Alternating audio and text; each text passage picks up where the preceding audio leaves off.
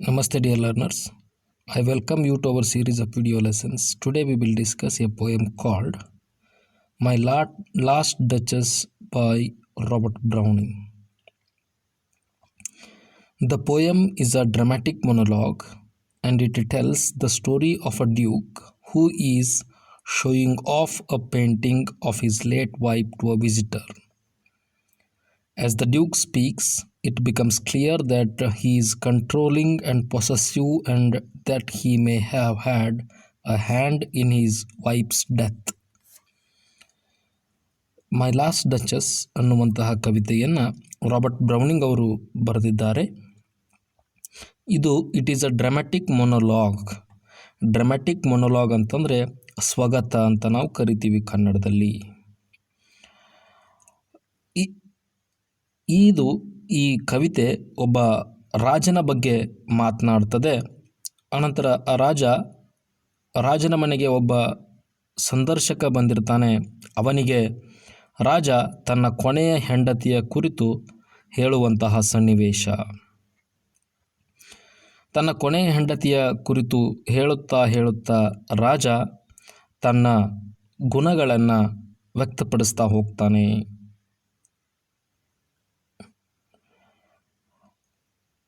We will know a little bit about the poet now.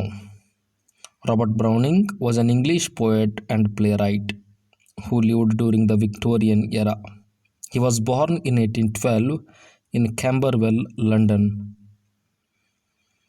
Browning's works was often characterized by its dramatic and psychological depth, and he is widely regarded as one of the most important poets of the Victorian era.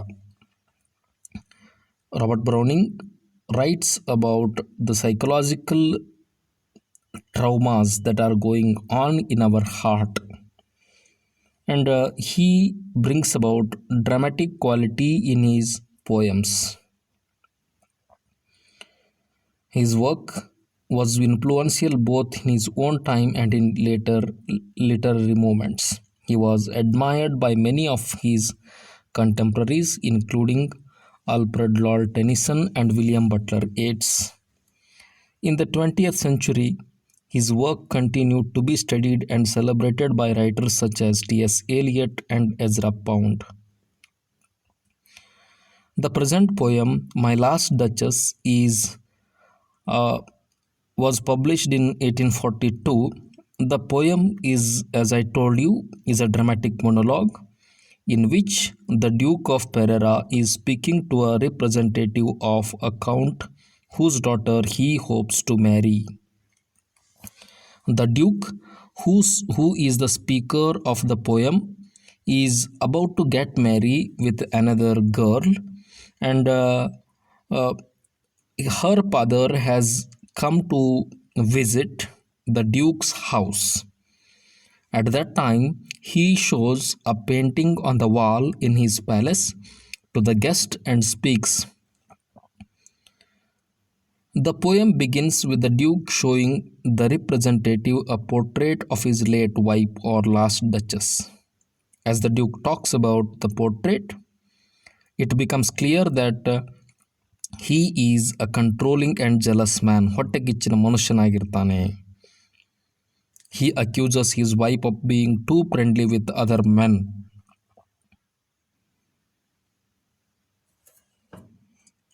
ರಾಜ ತನ್ನ ಹೆಂಡತಿ ಬೇರೆ ಪುರುಷರ ಜೊತೆಗೆ ಬಹಳಷ್ಟು ಸ್ನೇಹದಿಂದ ಇರುವುದನ್ನು ಇಷ್ಟಪಡ್ತಿದ್ದಿಲ್ಲ ಅನ್ನುವಂತಹ ವಿಚಾರಗಳನ್ನು ಕೂಡ ವ್ಯಕ್ತಪಡಿಸ್ತಾನೆ.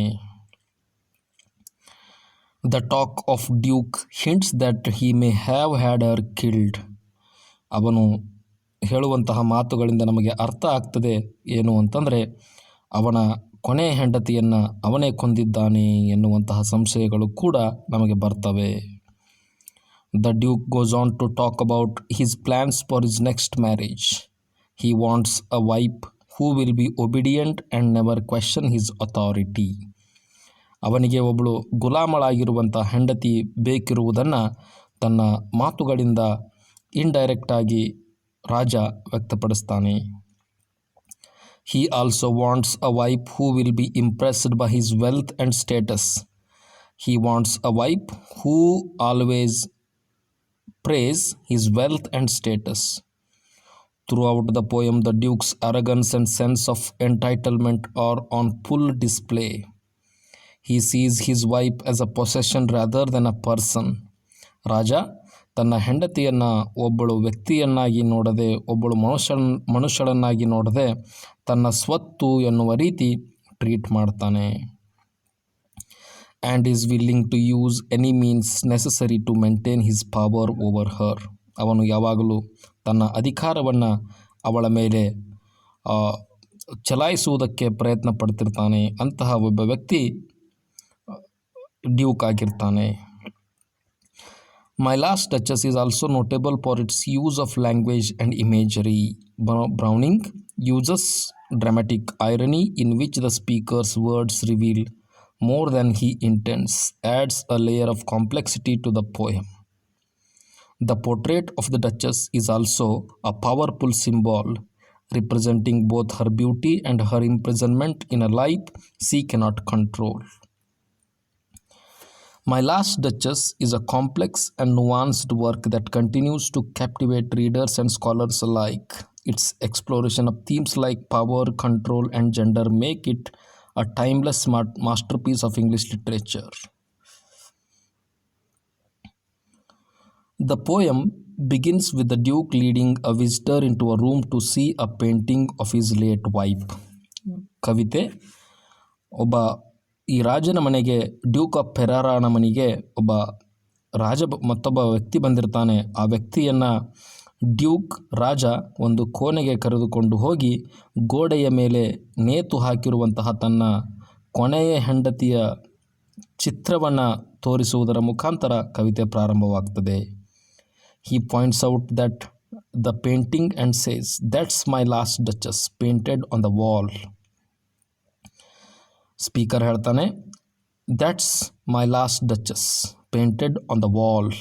ಆ ಗೋಡೆಯ ಮೇಲೆ ಇರುವಂತಹ ಚಿತ್ರ ನನ್ನ ಕೊನೆಯ ಹೆಂಡತಿಯದ್ದು. Looking as if she were alive. ಈಗಲೂ ಕೂಡ ಆ ಪೇಂಟಿಂಗನ್ನು ನೋಡಿದಾಗ ಹೇಗನ್ನಿಸ್ತದೆ ಅಂತಂದರೆ ಅವಳು ಜೀವಂತ ಇರುವಳೇನೋ ಎನ್ನುವಂತಹ ಭಾವ ಬರುವಂತಹ ಫೋಟೋ ಅದು ಎಂದು ಕವಿ ಹೇಳ್ತಾನೆ. This sets the stage for the rest of the poem, as the Duke will spend the next several lines commenting on the painting and his late wife. The Duke goes on to describe the painting in more detail, saying that the artist captured the Duchess' depth and passion in the painting. He notes that the painting is so lifelike that the Duchess' mantle seems to move, and that the painter even captured a spot of joy in the Duchess' cheek. ಮುಂದೆ Duke ಹೇಳ್ತಾನೆ, ಆ ಪೇಂಟಿಂಗನ್ನು ನೋಡಿದಾಗ ಅವಳ ನಡು ಕೂಡ ಈಗಲೂ ಕೂಡ ಅಳುಗಾಡ್ತಿರುವಂತೆ ಕಾಣ್ತದೆ, ಮತ್ತು ಅವಳನ್ನು ಚಿತ್ರಿಸಿದಂತಹ ಪೇಂಟರ್ ಕೂಡ ಅವಳ ನಡುವನ್ನು ಚಿತ್ರಿಸುವಾಗ ಅವಳ ಮುಖದಲ್ಲಿ ಒಂದು ರೀತಿಯಾದಂತಹ ಸಂತೋಷವನ್ನು ಕಂಡಿರಬಹುದು ಅಂತ ಕವಿ ಸ್ಪೀಕರ್ ತನ್ನ ಭಾವನೆಗಳನ್ನು ವ್ಯಕ್ತಪಡಿಸ್ತಾನೆ. The Duke continues to speak. It becomes clear that he has mixed feelings about his late wife. He says that she liked whatever she looked on and her looks went everywhere. ಕವಿ ಹೇಳ್ತಾನೆ, ನನ್ನ ಹೆಂಡತಿ ನೋಡಿದ್ದೆಲ್ಲವನ್ನು ಇಷ್ಟಪಡ್ತಿದ್ಲು ಮತ್ತು ಅವಳು ಎಲ್ಲವನ್ನೂ ನೋಡ್ತಾ ಇದ್ಲು, ಹಾಗೂ ಅವಳ ಕಣ್ಣುಗಳು ಅವಳ ಸುತ್ತಮುತ್ತಲೂ ಇರುವಂತಹ ಎಲ್ಲ ವಸ್ತುಗಳ ಮೇಲೆ ಹರಿದಾಡ್ತಿದ್ವು ಅಂತ ಹೇಳ್ತಾನೆ. She was flirtatious and unfaithful. ಇದರಿಂದ ನಮಗೇನು ಗೊತ್ತಾಗ್ತದೆ ಅಂತಂದರೆ, ರಾಜ ತನ್ನ ಹೆಂಡತಿ ತನಗೆ ಏನು ನಂಬಿಕಸ್ಥಳಾಗಿರಲಿಲ್ಲ ಅನ್ನುವಂಥ ವಿಚಾರಗಳನ್ನು ಹೇಳ್ತಾನೆ, ಮತ್ತು ಅವನ ಹೆಂಡತಿ ಆ ಅರಮನೆಯಲ್ಲಿ ಕೆಲಸ ಮಾಡುವಂತಹ ಎಲ್ಲ ಗಂಡು ಮಕ್ಕಳ ಜೊತೆ ಫ್ಲರ್ಟ್ ಮಾಡ್ತಾ ಇದ್ಲು ಅನ್ನುವಂತಹ ವಿಷಯಗಳನ್ನು ಕೂಡ ಹೇಳ್ತಾನೆ. He also mentions that he was not able to control her, saying, "She ranked my gift of 900 years old name with anybody's gift." ಅವಾಗ the speaker then tells, "She did not understand my rank of 900 years old name." ನನ್ನ ಮನೆತನದ ಹೆಸರನ್ನು ಕೆಡಿಸುವಂತಹ ಕೆಲಸವನ್ನು ಅವಳು ಮಾಡಿದ್ಲು ಅಂತ speaker ಹೇಳ್ತಾನೆ. The Duke then turns his attention to the painting's artist, saying that the man was a Praffendal who was able to capture the Duchess' depth and passion. ಇಂತಹ ಜೀವಂತಿಕೆ ಇರುವಂತಹ ಚಿತ್ರವನ್ನು ಬಿಡಿಸಿದಂತಹ ವ್ಯಕ್ತಿ ಯಾರು ಅಂತಂದರೆ ಪ್ರಾಫ್ಯಾಂಡಾಲ್ಪ್ ಎನ್ನುವಂತಹ ವ್ಯಕ್ತಿ ಅಂತ ಡ್ಯೂಕ್ ಆ ವಿಸಿಟರ್ಗೆ ಹೇಳ್ತಾನೆ. He notes that the artist was willing to spend several days painting the duchess and that he was able to capture a depth and passion that was beyond the Duke's understanding. ಆವಾಗ duke ಹೇಳ್ತಾನೆ, Fra Pandolf was willing to spend more than several days. ಹಲವಾರು ದಿನಗಳವರೆಗೆ ಅವಳ ಪೇಂಟಿಂಗನ್ನು ಮಾಡಿದ್ದಂತಹ ಪ್ರಾಫ್ಯಾಂಡಾಲ್ಪ್ ಅವಳ ಮನಸ್ಸಿನಲ್ಲಿರುವಂತಹ ಆಶೆಗಳನ್ನು ಸರಿಯಾಗಿ ಈ ಚಿತ್ರದಲ್ಲಿ ಚಿತ್ರಿಸಿದ್ದಾನೆ. ಅವಳ ಆಸೆ ಆಕಾಂಕ್ಷೆಗಳು ನನಗೇ ಅರ್ಥವಾಗದೇ ಇರುವಂತಹ ಒಂದು ಪರಿಸ್ಥಿತಿಯಲ್ಲಿ ಈ ಪೇಂಟರ್ ಬಹಳಷ್ಟು ಮನೋಜ್ಞವಾಗಿ ಅವಳನ್ನು ಚಿತ್ರಿಸಿದ್ದಾನೆ ಅಂತ ಡ್ಯೂಕ್ ಹೇಳ್ತಾನೆ. The duke then shifts his focus to his plans for the next marriage. He says, ಮುಂದಿನ ಮತ್ತೊಂದು ಮದುವೆಯ ಬಗ್ಗೆ ಅವಾಗ ಡ್ಯೂಕ್ ಹೇಳ್ತಾನೆ. He says that he has already found a new bride and that he is negotiating her dowry with her family. ನಾನು ಮತ್ತೊಬ್ಬ ಹುಡುಗಿಯನ್ನು ಈಗಾಗಲೇ ನೋಡಿದ್ದೇನೆ, ಅವಳ ಫ್ಯಾಮಿಲಿಯ ಜೊತೆಗೆ ನಾನು ವರದಕ್ಷಿಣೆಯ ವಿಚಾರವಾಗಿ ಮಾತುಕತೆಯನ್ನು ಕೂಡ ನಡೆಸಿದ್ದೇನೆ ಅಂತ ಡ್ಯೂಕ್ ಹೇಳ್ತಾನೆ. He notes that he will not tolerate any of the same behavior from his new wife that he saw in his last Duchess, saying, I gave commands, then all smiles stopped together. Duke ಹೇಳ್ತಾನೆ, ನಾನು ಮದುವೆಯಾಗುವಂತಹ ಹೊಸ ಹೆಂಡತಿ ನನ್ನ ಹಳೆಯ ಹೆಂಡತಿಯ ಥರ behaviour ಮಾಡಿದರೆ ಅವಳಿಗೂ ಕೂಡ ಗೋಡೆಯ ಮೇಲೆ ಒಂದು ಫೋಟೋವನ್ನು ನೇತು ಹಾಕುವಂತಹ ಪರಿಸ್ಥಿತಿ ಬರಬಹುದು ಅನ್ನುವಂತಹ ವಿಚಾರಗಳನ್ನು ವ್ಯಕ್ತಪಡಿಸ್ತಾ he says, I gave commands then all smiles stopped together. ನಾನು ಒಂದು ಬಾರಿ ಆಜ್ಞೆಯನ್ನು ಕೊಟ್ಟೆ, ಅದಾದ ಮೇಲೆ ಅವಳ ಎಲ್ಲ ನಗುಗಳು ನಿಂತು ಹೋದವು ಅಂತ ಹೇಳ್ತಾನೆ. As the Duke concludes his comments on the painting, he warns the visitor not to be too easily impressed. He suggests that the painting and the Duke concludes his comments on the painting. He warns the visitor not to be too easily impressed. He suggests that the painting and its subject were mere objects to him and that he had ultimate control over them. He also emphasizes that he is the one who decides how the painting is to be viewed or shared. ಮತ್ತೊಮ್ಮೆ speaker ಹೇಳ್ತಾನೆ, ಈ ಪೇಂಟಿಂಗನ್ನು ನೋಡಿ ಆ ಪೇಂಟಿಂಗ್ನಲ್ಲಿರುವಂತಹ ಹುಡುಗಿಯ ಬಗ್ಗೆ ಬಹಳಷ್ಟು ಕರುಣೆಯನ್ನು ತೋರಿಸುವಂತಹ ಅವಶ್ಯಕತೆ ಇಲ್ಲ. ಅವಳ ಮುಖದ ಮೇಲಿರುವಂತಹ ನಗು, ಅವಳ ಮುಖದ ಮೇಲಿರುವಂತಹ ನಾಚಿಕೆ ನಾನು ಹೇಳಿದಾಗ ಮಾತ್ರ ಬರಬೇಕು ಅಂತ ಸ್ಪೀಕರ್ ಹೇಳ್ತಾನೆ. The poem ends with the Duke returning to his usual charming self, offering to continue the tour of his palace. However, the reader is left with a sense of unease, wondering what exactly happened to the last Duchess and what kind of control and power the Duke holds over his new wife. ಕೊನೆಗೆ ಕವಿತೆ ಕೊನೆಯಾದಾಗ ನಮಗೆ ಓದುಗರಿಗೆ ಅವನ ಕೊನೆಯ ಹೆಂಡತಿ ಹೇಗೆ ಮರಣವನ್ನು ಹೊಂದಿದ್ಲು ಅನ್ನುವಂತಹ ಒಂದು ಸಂಶಯ ಮನದಲ್ಲಿ ಮೂಡುತ್ತದೆ. ಅದೇ ರೀತಿಯಾಗಿ ಅವನ ಹೊಸ ಹೆಂಡತಿಗೂ ಕೂಡ ಯಾವ ಪರಿಸ್ಥಿತಿ ಕಾದಿದೆಯೋ ಎನ್ನುವಂತಹ ಒಂದು ಭಾವನೆ ಮನಸ್ಸಿನಲ್ಲಿ ಮೂಡುತ್ತದೆ. The central theme of My Last Duchess is power and control. The Duke's actions are motivated by a desire to assert his dominance over his wife, and he uses his wealth and status to manipulate those around him.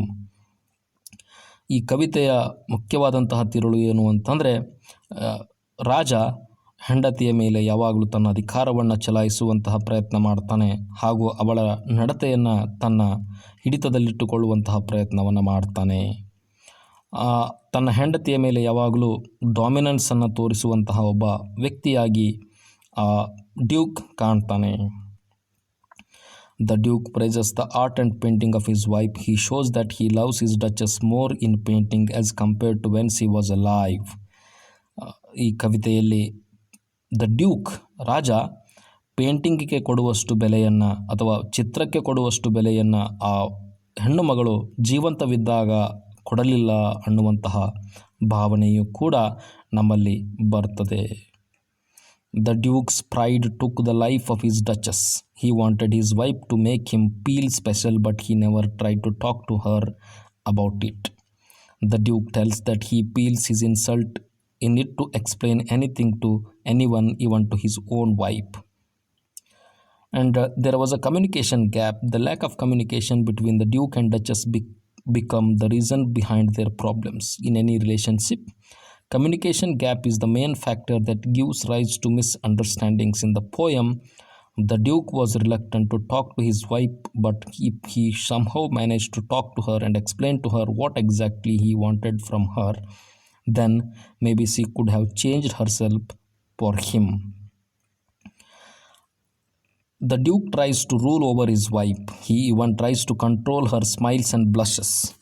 ಈ ಕವಿತೆಯಲ್ಲಿ ನಾವು ತಿಳಿದುಕೊಂಡಂತೆ ರಾಜ ಹೆಂಡತಿಯ ಮೇಲೆ ಹಿಡಿತವನ್ನು ಸಾಧಿಸುವಂತಹ ಪ್ರಯತ್ನವನ್ನು ಮಾಡ್ತಾನೆ. ಅವಳು ಯಾವಾಗ ನಗಬೇಕು, ಯಾವಾಗ ಅಳಬೇಕು, ಯಾವಾಗ ಅವಳ ಮುಖದ ಮೇಲೆ ನಾಚಿಕೆ ಇರಬೇಕು ಅನ್ನುವುದನ್ನು ಕೂಡ ಅವನು ಕಂಟ್ರೋಲ್ ಮಾಡುವಂತಹ ಪ್ರಯತ್ನವನ್ನು ಮಾಡ್ತಾನೆ. ಐತಿಹಾಸಿಕವಾಗಿ ನೋಡುವುದಾದರೆ my last duchess was written in 1842 during the Victorian era in Britain.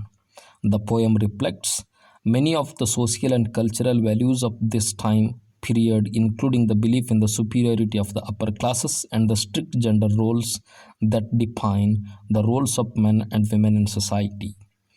My Last Duchess Robert Browning portrays a complex and dark character in the Duke, who controls and manipulates those around him, including his wife. Through the Duke's commentary on the painting, Browning skillfully reveals his possessive nature and obsession with the control. The poem is a powerful and thought-provoking exploration of power dynamics in relationships. Thank you very much, my dear students.